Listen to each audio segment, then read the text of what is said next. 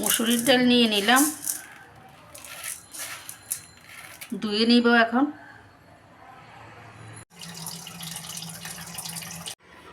তো ধুয়ে রেখে দিচ্ছি 10 মিনিট।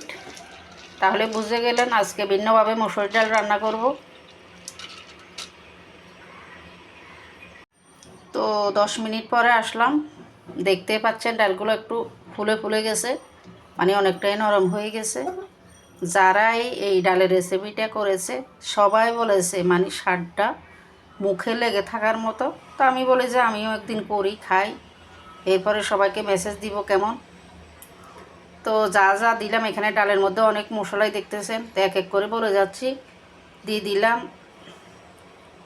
রসুন কুচি, পেঁয়াজ কুচি, কাঁচামরিচ কাটা, ধনিয়া পাতা কাটা, দিয়ে দিলাম হলুদ গুঁড়া, দিয়ে দিলাম লবণ, দিয়ে দিলাম জিরে গুঁড়া, দিয়ে দিলাম ধনিয়া গুঁড়া, দিয়ে দিচ্ছি সরিষার তেল।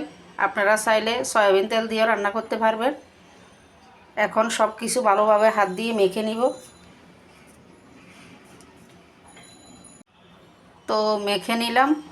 তো এখন আরও 10 মিনিট রেস্টে রাখবো মশলাগুলো একটু ডালে লাগার জন্য।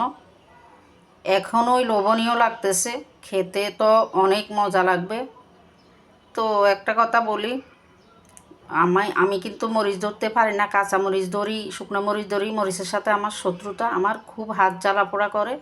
তা আমার মতো যারা যারা আছেন হাত দিয়ে যদি না মাখেন, চামচের সাহায্যে মেখে নেবেন, বা মাখার সময় হাতে একটা গ্লাভস লাগিয়ে নেবেন।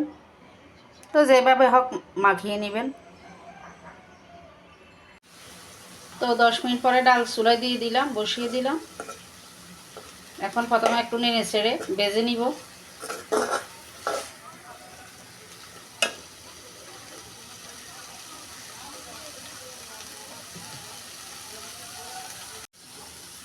তো 2 মিনিটের মতো নেড়ে ছেড়ে ভেজে নিলাম। এবার জল দিয়ে দিব বা পানি দিয়ে দিব।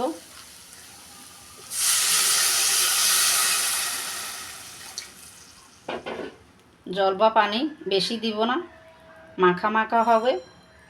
এটাকে এক কথায় মসুর ডালের বোনা বলা যেতে পারে। মসুর ডাল বোনাই, পাতলা মসুর ডাল হবে না। তো জল দিয়ে দিলাম পরিমাণ মতো, নেড়ে ছেড়ে সিদ্ধ করে নিব।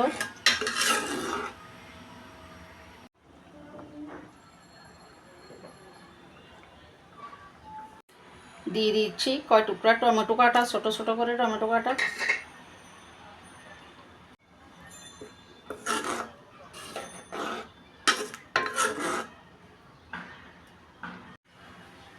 তো টমেটো দিয়ে আর একটু উতরিয়ে নিলাম, লবণ দেখে নিলাম ঠিক আছে।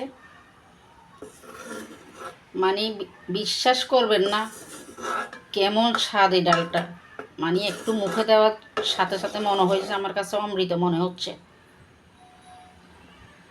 রান্না হয়ে গেল আমার ভিন্ন স্বাদের মসুর ডাল বোনা।